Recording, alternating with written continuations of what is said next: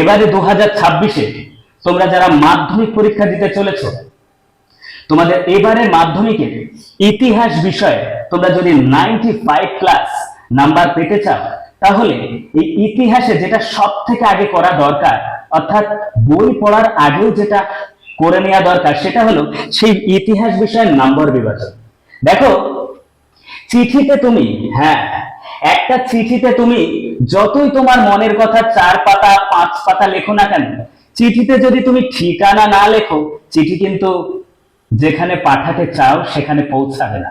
তাই ইতিহাসে তুমি 95+ নাম্বার পেতে চাও, অথচ প্রশ্নপত্রে, পরীক্ষার হলের প্রশ্নপত্রে কোথায় তোমাকে 1 নম্বর প্রশ্নের অ্যান্সার করতে হবে, কোথায় 2 নম্বরের প্রশ্ন অ্যান্সার করতে হবে, কখন কোনগুলোকে আগে করতে হবে, সেগুলো না জানলে কি করে তুমি 95% নাম্বার তুমি পাবে, ভালো স্কোর করবে তুমি?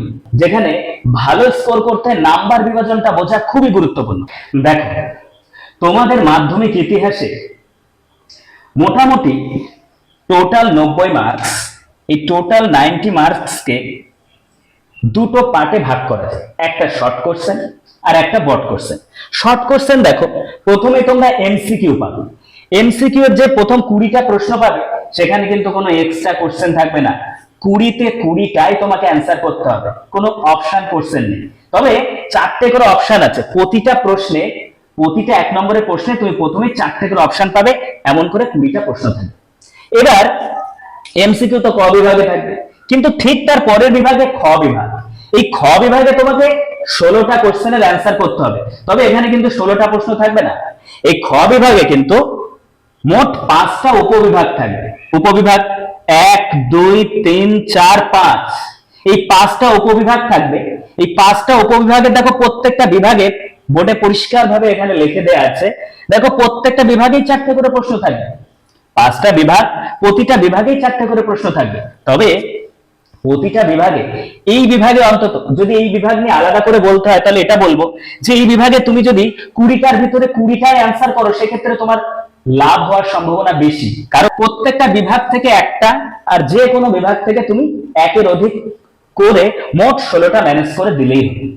ইয়া তো তুমি 16টা মোট করো, সঠিক 16টা করো, নইলে প্রত্যেকটা বিভাগের প্রত্যেকটা প্রশ্নের অ্যান্সার করে দাও, যে 16টা ঠিক মনে হবে স্যার সেই 16টা ঠিক নিয়ে বাকিগুলোকে ছেড়ে দেবে।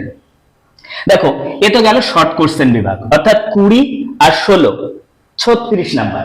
এবার দেখো, তোমাদের মাধ্যমিক সংক্রান্ত, অর্থাৎ 2026-এ, আসন্ন 2026-এ যারা মাধ্যমিক পরীক্ষা দিতে চলেছে, তোমাদের এবারে সম্ভাব্য ইতিহাসের বড় প্রশ্নগুলোর নোটস, যেগুলো এবার পরীক্ষায় আসতে চলেছে, সেই সকল প্রশ্নের নোটস এই চ্যানেলের ভিডিওতে তোমরা পরপর পেয়ে যাবে। এছাড়াও শর্ট কোশ্চেনের অ্যান্সার তোমরা এখানে পাবে, সাজেশন পাবে। তাই এই চ্যানেলটিকে সাবস্ক্রাইব করে আমাদের পাশেই থেকো। তোমাদের মাধ্যমিক পরীক্ষা এবার দারুণ সুন্দর হবে যদি এই চ্যানেলকে তোমরা ফলো করো, কারণ এই চ্যানেলে তোমাদের জন্য মাধ্যমিক সংক্রান্ত যাবতীয় ছোটখাটো বিষয়ে, ছোটখাটো সমস্যা, বড় সমস্যা, সমস্ত কিছু সমাধান আসছে বিভিন্ন প্রশ্ন উত্তরের মাধ্যমে। এবার আসো গ বিভাগ, 3 নম্বর পার্টে। এই গ বিভাগটাকে তুমি দুদিকেই ফেলতে পারো, শর্ট কোশ্চেনের দিকেও ফেলতে পারো, এত হালকা বড় কোশ্চেনের দিকেও ফেলতে পারো। কারণ এখানে মোট 11টা কোশ্চেনের অ্যান্সার তোমাকে করতে হবে। কতগুলো কোশ্চেনের অ্যান্সার করতে হবে? 11টা প্রশ্নের অ্যান্সার তোমাকে করতে হবে, 2 নাম্বার করে তুমি পাবে। 11টা, 11 দুগুণে 22। এবার এখানে কিন্তু 11টায় প্রশ্ন থাকবে আর 11টায় করতে হবে এমন কিন্তু নয়। এখানে থাকবে মোট 16টা প্রশ্ন, থাকবে মোট 16টা প্রশ্ন, যেখানে তুমি 5টা ছাড় দেওয়ার পর 5টা যদি ভুলও করো, তারপরেও তুমি 11টা প্রশ্নের অ্যান্সার করতে পারবে।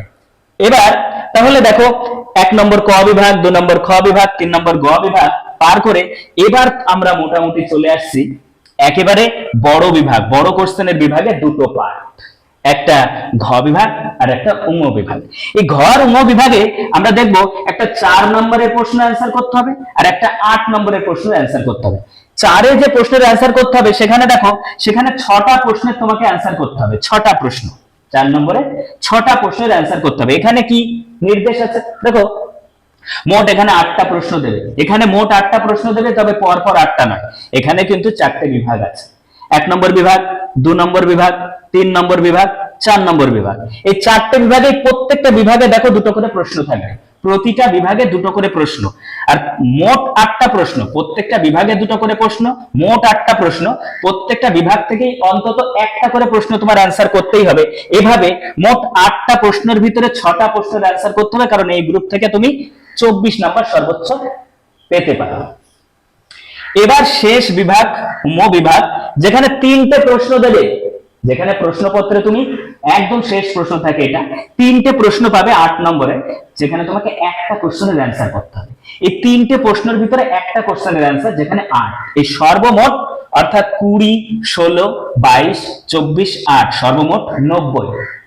এ তো গেল 90, আর 10 কোথায়? দেখো 10 তোমাদের প্রজেক্ট থাকবে, যেটা স্কুল, তো স্কুলের 10 প্রজেক্ট, আর এই 90 মোট 100। এই তোমাদের মাধ্যমিকের প্রশ্নপত্রের নাম্বার নির্বাচন।